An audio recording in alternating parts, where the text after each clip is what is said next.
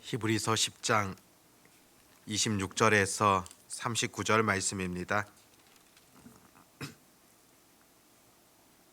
히브리서 10장 26절에서 39절입니다.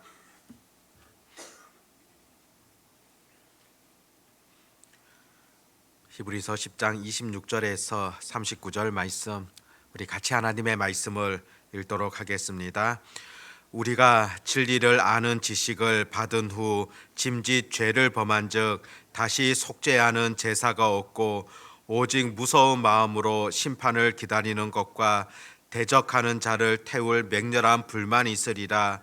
모세의 법을 폐한 자도 두세 증인으로 말미암아 불쌍히 여김을 받지 못하고 죽었거든. 하물며 하나님의 아들을 짓밟고 자기를 거룩하게 한 언약의 피를 부정한 것으로 여기고 은혜의 성령을 욕되게 하는 자가 당연히 받을 형벌은 얼마나 더 무겁겠느냐. 너희는 생각하라.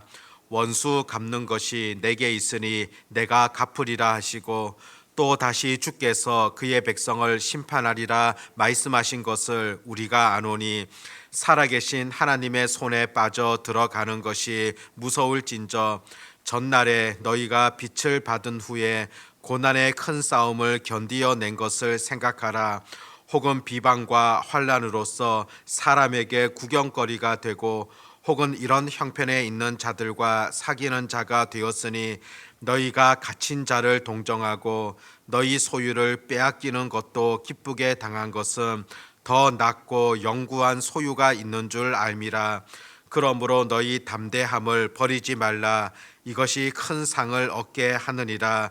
너희에게 인내가 필요함은 너희가 하나님의 뜻을 행한 후에 약속하신 것을 받기 위함이라. 잠깐 후면 오실 이가 오시리니 지체하지 아니하시리라. 나의 의인은 믿음으로 말미암아 살리라.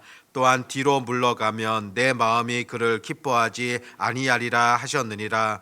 우리는 뒤로 물러가 멸망할 자가 아니요 오직 영혼을 구원함에 이르는 믿음을 가진 자니라. 아멘. 오늘 본문 말씀 속에서는 하나님의 법을 끝까지 지키는 자들, 또 그것을 지키지 못하고 배반하는 자들, 그들이 받게 되어지는 결과가 어떠한가를 말씀 속에서 잘 가르쳐 주고 있습니다. 26절에 보면 우리가 진리를 아는 지식을 받은 후 짐짓 죄를 범한즉 다시 속죄하는 제사가 없고, 하나님을 믿는다 그렇게 고백하면서도 이 땅을 살아나가면서 짓게 되어지는 그런 죄에 대하여서 크게는 두 가지로 나누어 볼 수가 있습니다. 하나는 부지불식간에 짓게 되어지는 그런 죄들, 그것을 가리킨다고 한다면, 또 다른 죄는 궁극적으로 하나님을 멀리하게 되어지는 그런 죄라 볼 수가 있습니다. 오늘 본문에서 말씀하고 있는 이 짐짓죄라는 것, 그것이 바로 고의적인 그런 범죄함이고 또 지속적인 그런 반항 범죄라 그렇게 볼 수가 있습니다. 이것은 믿지 않는 그런 죄와 구별되어지는 겁니다. 오늘 말씀 또 보면 진리를 아는 지식을 받은 다음에 짓게 되어지는 죄라 표현하는 것을 보게 됩니다. 하나님의 은혜를 안다 그렇게 말하면서도 고의적으로는 계속적으로 하나님을 대적하며 또 범죄함에 이르게 되어지는 그런 삶을 지칭하고 있습니다. 특별히 오늘 본문 속에서는 이런 고의적인 범죄함에 대하여서 하나님께서 어떤 심판을 하실 것임을 선언하고 있습니까? 27절에 보면 오직 무서운 마음으로 심판을 기다리는 것과 대적하는 자를 태울 맹렬한 불만이 있으리라. 의도적으로 배교하며 또 그리스도의 속죄 사역까지도 거절하게 되어지는 그런 자들, 그들에게는 속죄하는 제사가 없으며 오히려 심판만이 있을 뿐이다. 그렇게 본문 가운데서 전하고 있습니다.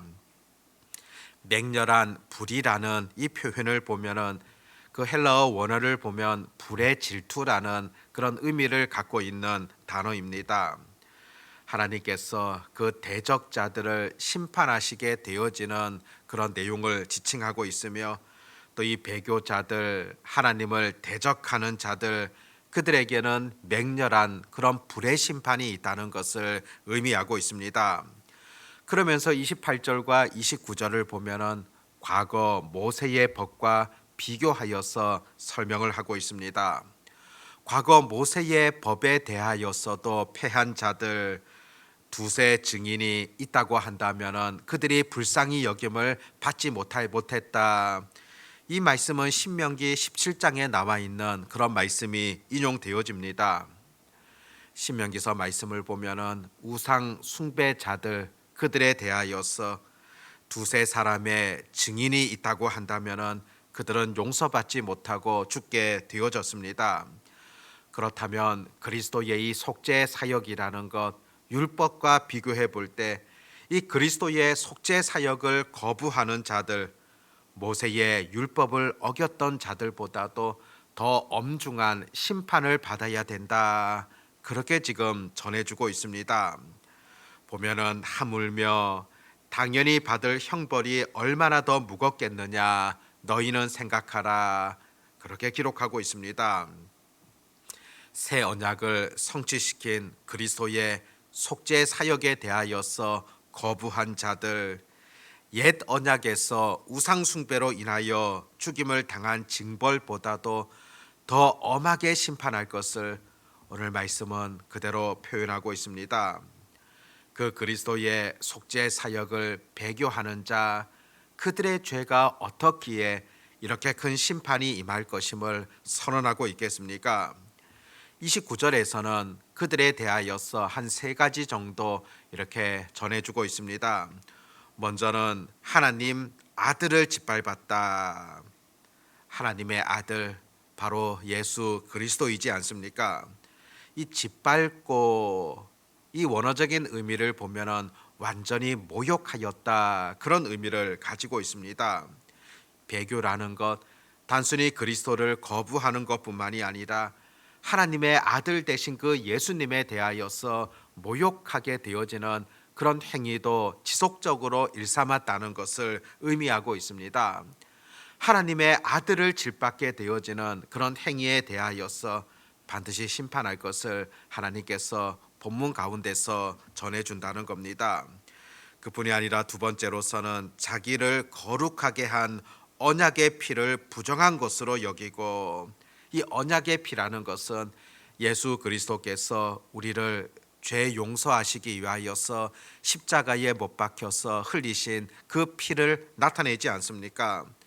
그 십자가의 죽음을 의미한다고 볼 수가 있습니다.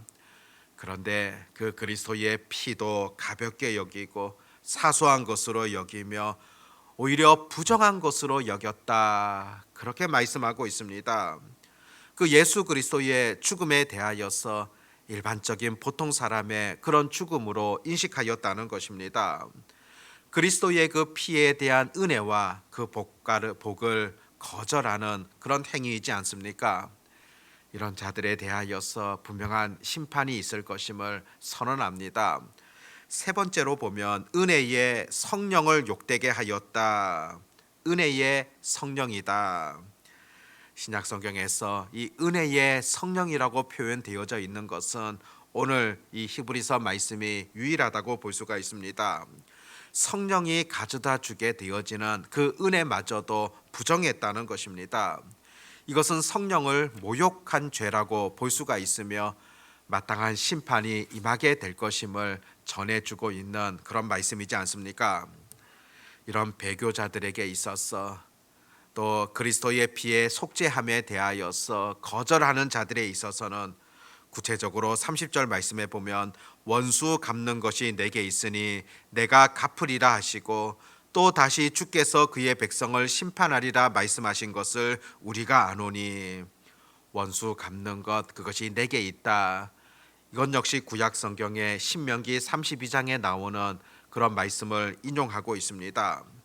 신명기 말씀을 보면은 하나님께서 자기 백성들에 대하여서 늘 변호하시고 함께 하시고 인도해 주시겠다 약속하셨습니다. 그러면서 하나님께서는 너희들을 돌볼 때 하나님을 잘 섬겨야 될 것을 가르쳐 주셨습니다. 그러면 하나님께서 너희 원수도 갚아주시게 될 것이다. 그렇게 전해 주었는데 만일 그렇지 않는다고 한다면은 하나님을 온전히 섬기지 않는다고 한다면은 하나님께서는 너희들에게 심판을 행할 것이다. 그렇게 말씀하신 것을 구약 성경 속에서 보게 되어집니다. 이렇듯 하나님을 거절하는 그 배교자들에 대하여서 하나님께서 직접적으로 그 심판을 행할 것임을 그대로 표현하고 있습니다. 그런 가운데 오늘 32절 말씀부터는 믿음을 끝까지 지키는 자들에 대해서는 어떤 은혜를 베풀어 주시는가 또다시 분명하게 전해주고 있습니다. 32절에 보면 전날에 너희가 빛을 받은 후에 고난의 큰 싸움을 견디어낸 것을 생각하라. 전에도 너희들이 큰 어려움 가운데 있지 않았는가? 여러 박해 속에서도 너희들이 믿음을 잘 지켰던 것을 생각하라는 것입니다. 그래서 앞으로도 어떤 상황 속에서도 이 믿음이 결코 흔들려서는 안 됨을 그대로 지적하고 있습니다. 그 예수님을 믿는다는 것으로 인하여서 그들이 어떤 환난을 당했습니까? 33절과 34절을 보면은 비방과 환난으로 사람들에게 구경거리가 되었다. 이 환난이라는 것은 폭행을 당했다는 그런 의미입니다. 예수님을 믿음으로 인하여서 여러 폭행을 당하였고 비방을 당하였다. 그뿐이 아니라 34절에 보면 너희가 갇힌 자를 동정하고 너희 소유를 빼앗기는 것도 기쁘게 당한 것이다. 소유마저도 빼앗기게 되어지는 그런 곤란을 당하게 되어졌다는 것입니다. 그런 형편 속에서도 너희들이 믿음을 지켰는데 이 믿음을 지켰던 것 그 이유를 보면은 34절 뒷부분에 보면 더 낫고 영구한 소유가 있는 줄 암이라. 더 나은 것이 있다는 사실들을 너희가 알았기 때문이라는 것입니다.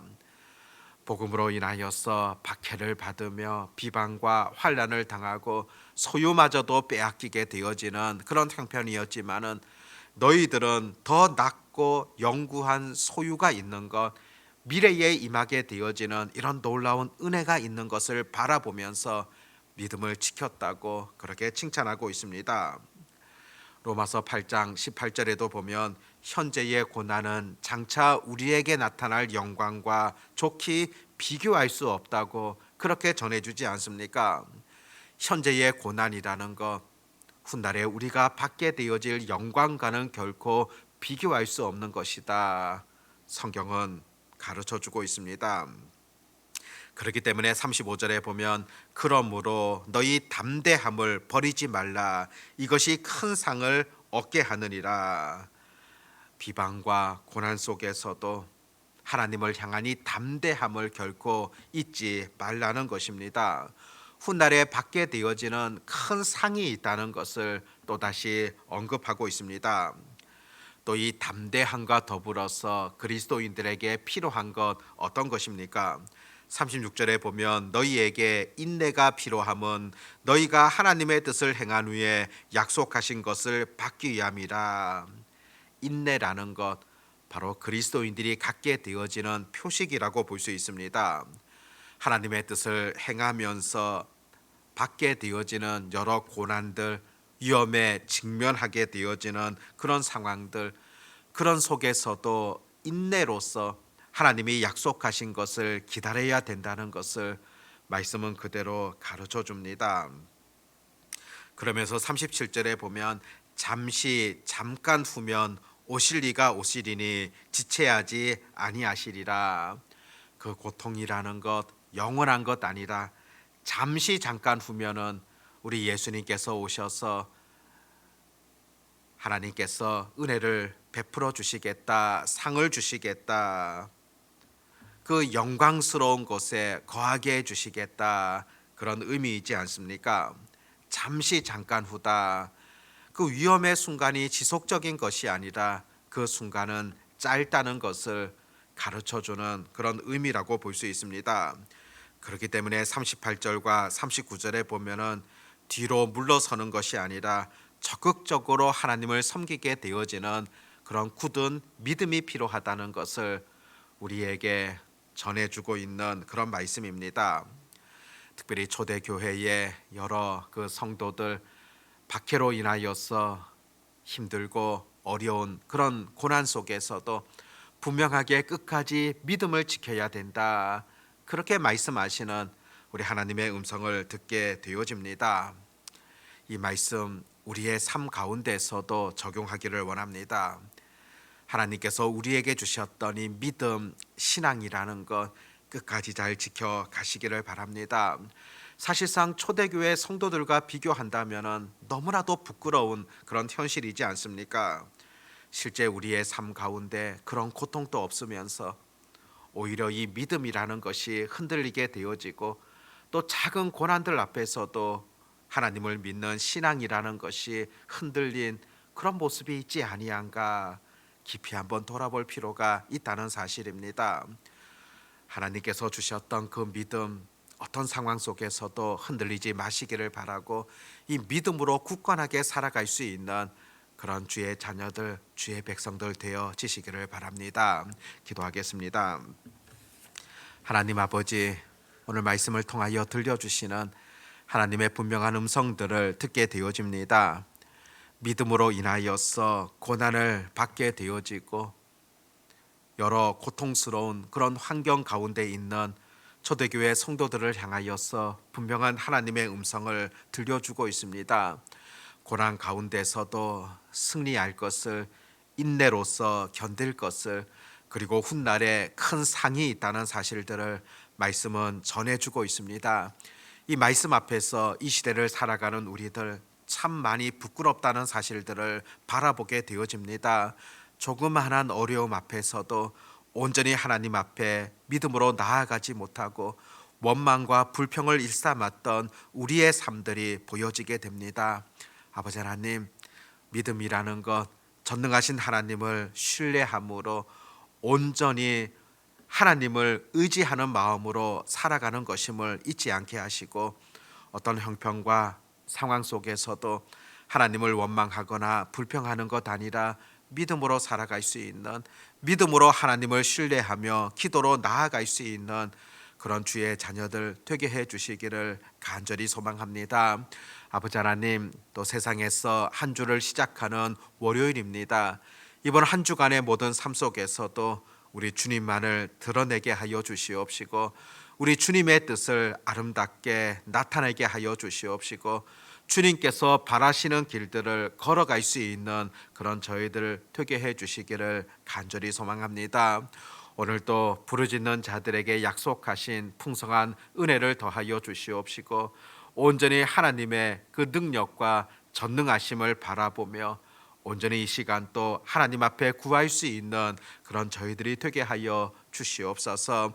구하는 자들에게 허락하신 풍성한 은혜와 복을 마음껏 누릴 수 있는 하나님의 자녀들이 되게 해 주시기를 소망합니다. 오늘도 전능하신 우리 주님만을 온전히 의지하오며 우리 주 예수님의 이름으로 기도드립니다. 아멘.